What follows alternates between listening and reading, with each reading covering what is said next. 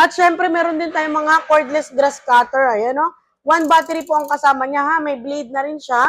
One battery, one charger. Mine, 1,200 na lang mga bossing, ha? 1,200. Ayan, no? Na ano siya, nabebend.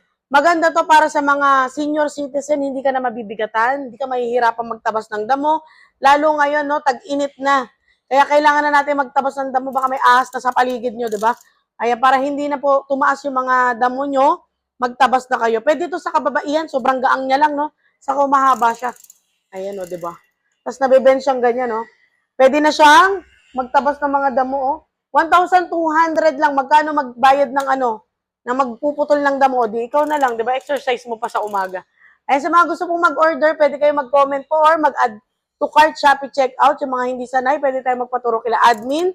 Luzon, Visayas, Mindanao, pwede po. Sa mag-walk-in naman po, pwede tayo mag-waste. CPM Fireworks, Bukawi, Turo, Bulacan po. Ayan, no? Along MacArthur Highway lang, madaling makita. Salamat.